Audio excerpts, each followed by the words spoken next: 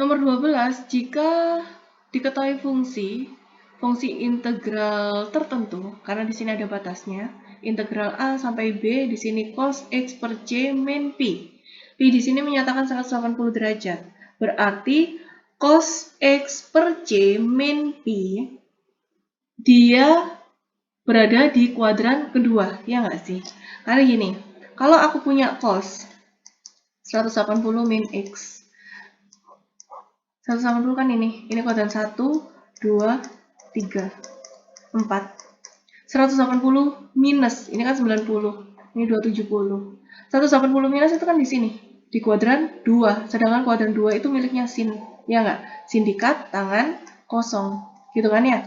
Nah, berarti kalau misalnya suatu fungsi, ya, suatu fungsi trigono, dia berada di kuadran 2, dan di sini fungsi trigononya adalah cos, maka bisa dikatakan bahwa integral A sampai B, cosnya di sini dia bernilai negatif. Berarti negatifnya boleh di sini, boleh di luar sini. Terserah, mau dimanapun. Min cos ini 180-nya dicoret, berarti di sini sudutnya tinggal X per C. Sama dengan, berapa nih? Oh sorry, ini dx sama dengan min C. Berarti di sini kita harus paham yang namanya kuadran-kuadran ya. Kapan fungsi trigononya itu yang disebut dengan sudut berelasi. Kapan fungsi trigononya itu dia positif, kapan dia negatif, tergantung posisinya, kuadrannya, gitu kan ya. Nah, kemudian di sini minus kan yang namanya perkalian ya, perkalian dengan suatu fungsi dikalikan dengan suatu konstanta, minusnya ini terserah mau ditaruh mana. Yang pasti, kalau ruas kiri minus, ruas kanan minus, ini kan sama-sama dibagikan ya. Berarti boleh dong aku coret. Minus coret. Sama aja sini min C dibagi min 1. Maka di sini bisa kita sederhanakan jadi integral A sampai B cos X per C dx sama dengan C. Ini kan ya? Nah, sekarang ini udah mentok nih, nggak bisa diapa-apain lagi. Lanjut ke pertanyaannya. Maka integral dari A sampai B di sini ada sin kuadrat X per 2C dx. Nah, ingat-ingat bahwa yang namanya integral trigonometri, usahakan pangkatnya itu jangan dia pangkatnya lebih dari 1. Karena kenapa? Karena di sini fungsinya hanya ada 1, kecuali kalau misalnya ada 2 buah fungsi. Contoh kayak nomor yang mana ya? Yang ini, ada 2 buah fungsi. Ini tinggal disederhanakan, kemudian nanti ada 2 fungsi. Dan salah satu fungsinya itu dicoret. Baru boleh, gitu ya. Tapi harus diingat-ingat kalau ada 2 fungsi, maka kita harus mengintegralkan fungsi yang pangkatnya paling rumit atau yang paling besar. Paling rumit atau yang paling besar ya. Nah, yang pangkat 1 nggak perlu.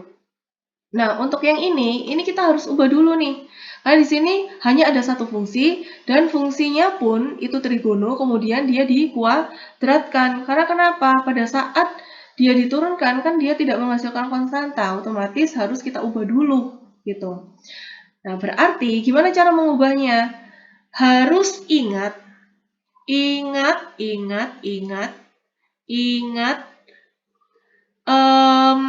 bahwa yang namanya cos 2 theta itu sama dengan cos kuadrat theta min sin kuadrat theta. Maka cos kuadrat theta berdasarkan identitas kan sin kuadrat theta ditambah cos kuadrat theta itu sama dengan 1. Berarti cos kuadrat theta itu sama dengan 1 min sin kuadrat theta, ya enggak? Berarti kalau misalnya cos kuadrat theta itu sama dengan 1 min sin kuadrat theta, maka jadi 1 min sin kuadrat theta min sin kuadrat theta. Berarti min sin kuadrat jadi min 2 sin kuadrat theta. Ini kan ya? Nah, sekarang ini kan sin kuadrat X per 2C. Maka bisa aku buat jadi X per 2C-nya itu adalah tetanya.